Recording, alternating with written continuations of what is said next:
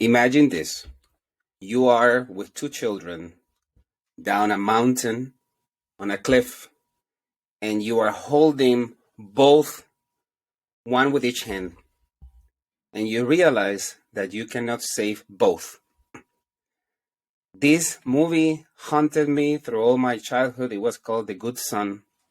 In this scene, there is a parent who has one child and I believe one nephew or cousin who are about to fall from a cliff, and the parent has to decide which one to save because they realize they can't save both.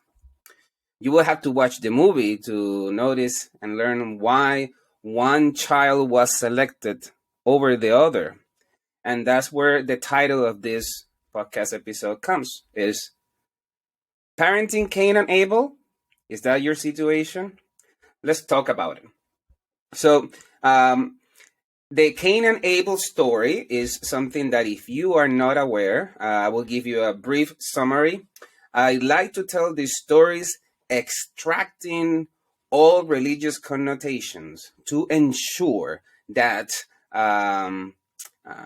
I learn from the wisdom of the story, and rather than getting stuck if it was true or not. There is a point that the Cain and Abel story is a story that keeps repeating itself, and I will give you some examples today. But in essence, in case you are not familiar, Cain and Abel are siblings, and they both get to work in recognition to God, right? And think of God as your supervisor, as your parent, as the person or entity that has authority over you. So, in one hand, we see Cain, who is working productively, is sacrificing enjoyment, to ensure that that that Abel gets results. On the other hand, you have Cain, who is doing a sloppy job, who is not putting as much effort as his brother Abel. So when both Cain and Abel bring their works to God, right, to that authority figure, as you might expect, the authority figure tells Abel, Abel, you're doing a great job. Look at that. Look at all that you have built. Look at how it is growing, how the flowers are blossoming, how your essence as a person gets better with time, just like with wine, because it's about both hard and smart effort.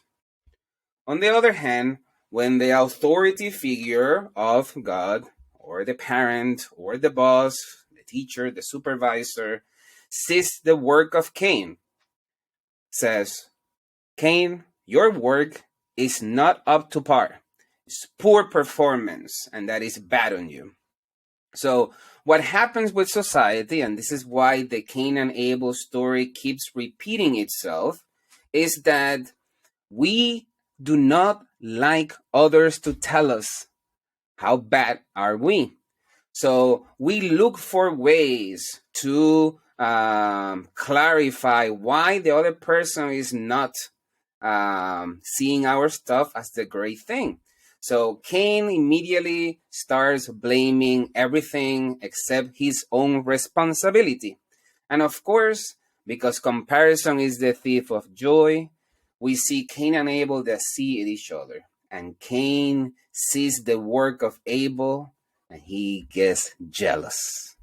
And jealousy can take the best away from us. So what happens? Cain goes and kills Abel, thinking that that will end all the problems, right? And we see this in society all the time, where someone is told something and this person represented by Cain turns around and throws something so magnanimous that might end the life of Abel. So in this case, you have Abel, who is assassinated by Cain, And I repeat again, this is a story that repeats itself over and over and over again in society.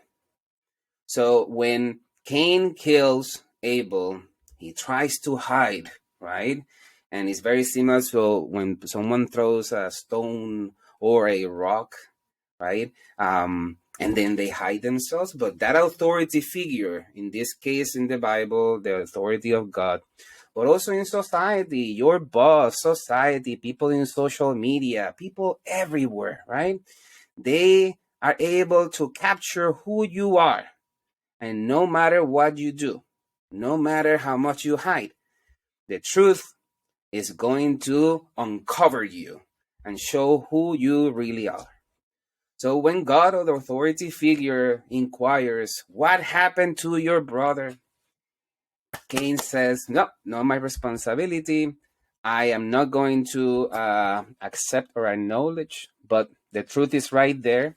So Cain leaves. And in the Bible, and also in some of the movies I have seen, there is a mark that represents that Cain has killed his brother, right? And that mark, if you extract religious connotation, is your conscience. How you feel when you kill someone. Not only like with Cain killing Abel physically, but also when you want to kill someone's reputation, when you want to throw mud in someone's front yard to ensure that to feel that you are more than the other person. So Cain spends his whole entire life with this mark, and the thought is, oh, nobody's going to employ him. Nobody's going to give them opportunities because he has done this awful thing. Well, the mark of Cain is your conscience not letting you be free, because when you do things such as to kill the essence of somebody else because of your jealousy, you're going to carry that for the rest of your life. If you want to know more about this feeling, about how does it feel in your conscience when you kill someone, please read Crime and Punishment by Fyodor Dostoevsky. That will be a great episode someday. So going back to this idea that Cain does not do the maximum effort that Abel is doing, and Cain ends up killing Abel. So how does this apply to our lives? I have several examples. The first example is the example of siblings, right? You might have more than one child, or you may have seen this elsewhere, where you have two children, and one of them is like Abel, doing what they have to do, taking things seriously, thinking, reflecting, informing themselves from others, and they get these tremendous outcomes. And then you have the sloppy Cain, the one that doesn't want to do the effort, doesn't want to do the extra things, have a bad attitude, and parents sometimes make the mistake of saying, I am going to treat every child exactly the same. So in the short term, it might work, right? Because your Abel might not realize how wrong is this. But certainly with time, what you are doing is a huge damage on your child, because Cain is going to learn that doesn't matter how sloppy their performance is, how poor their work ethic and their habits can be, that they will always get that prize, that is that love, that unlimited feeling of your parents accepting you, when in reality society will not. So it is very important as you as a parent that you meet your children where they're at, so you can support them, and never equally, because the truth is that when you immerse equity in how you raise your children, is going to serve them well because they are going to be learning the things that they need to learn in order to have better outcomes in their lives. Second example, the example of students, right? And in here is more complicated because if you are in a classroom, you have 24 to 34 students, and you have students in different abilities, right? Naturally, I was at least educated. I'm sure you too, that when you go to school, there are going to be some students who are going to do your homework, who are going to be active participants, who are going to reflect on all the lessons that you have given them. And you're going to have students that don't care. Students that my father will say, for example, well, you see that person, they didn't go to school, they didn't care, so they didn't make it, right? But when you include the issues of equity and being trauma informed, you know that a child living in trauma is going to give you a different performance than a child that has parents at home with all the luxuries and comfort and loving situations, right? So it's very important that when I give you this example, that you consider both equity and being trauma informed. But going back, when you are in the classroom and you have students who are not performing at the level that they can, right? But you still praise them and you give them that grade to pass the grade, what we are doing is a disservice because we are raising children like Cain, who says, doesn't matter if I fail all my classes, doesn't matter if I do all this stuff, I'm still gonna pass and continue a life. But you and I know that the chances of this person making it in life is greatly diminished when we are not able to address exactly where they need to be. So as teachers, we need to include a thought about not teaching our students like Cain and Abel, but reaching them at where they're supposed to be. So we both support the Abel who is doing fantastic things. And we support that Cain that needs to be scaffolded, that needs to be brought to a different level so they can realize their potential and be able to accomplish what they want to accomplish. Third example about parenting Cain and Abel. If you are a supervisor, this applies to you. So, for example, if you are a principal and you have teachers, or you're a boss and you have all these people under you, you are going to create relationships, familial relationships with people that might get confused between friendship and the supervisory roles. Let me give you an example. If you are in an institution where you have a group of people who are working excellent and you have a group of people who are not, you might be criticized because the whole entire room, your school, your company, your institution is going to realize your treatment is quite different from the teachers who perform at that level and the teachers who are not, right? And it's possibility that that teacher in this sense represented as Cain is going to go to the faculty lounge or is going to go to that group and say, that supervisor, that figure of God is awful because they have told me where I need to improve. So we have seen it time after time.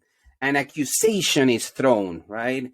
This person gave me this rating because he or she might hate me due to blank. And there's a gazillion reasons, right? Um, Hate against gender, if the person is pregnant or not, race, ageism. There's several factors that I have seen, I have witnessed, I have felt that when I give that feedback, right, when that figure of God goes, tells them Cain and Abel where they're at and how they need to improve, then that Cain doesn't only like throw mud, but they want to end your career as well. And you know what? as a supervisor, as a school principal, when you do good things happen. So don't worry, people can say anything, but people need to prove these accusations, right? They need to prove, and just like Cain wasn't able to prove to God why Cain did those awful things of killing his brother Abel, right? Most of the accusations end up in being dropped by the organizations that lead um, such accusations because they are unfounded. There's no evidence, and there's no way to prove something that had just come out of anger because someone has told you, Cain, your work needs to improve. And the final example is um, sometimes supervisory roles, in this case, a superintendent, right, in a school. The superintendent has a board that needs to report. By the way, the only employee of a superintendent is the Board of Education. But how does the superintendent justify a higher or lower salary to one of their principals when talking to a board of education? Meaning, if let's say there's five principals, right? And two of them are doing very bad and three are doing awesome. So, how does a superintendent goes to the board of education, of course, in closed sessions, and say, "I'm going to give a higher salary to these three principals who are doing great things, and these two I'm not because they are not." Where does the privacy of the evaluation system between the principal in this case start and end? It's quite complicated, right? Because when we open that kind of worms and we allow authenticity and transparency reign, we must face the reality that we live in a system where we all have rights and we all can sue and we can all take to court. And sometimes, in order to avoid challenges or problems, we end up making bad decisions to justify uh, leaving the status quo the way it is.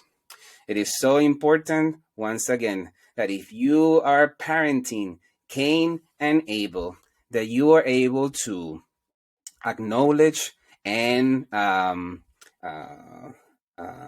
acknowledge and you're able to acknowledge and believe that your job as that parenting figure is not to be equal, but to give each child what is that they deserve. It is so important you do it like that. Thank you so much for being here in Wisdom and Productivity. Have a fantastic day and take care. Thank you for listening to Wisdom and Productivity, the podcast of Dr. Ephraim Martinez. And I love that production.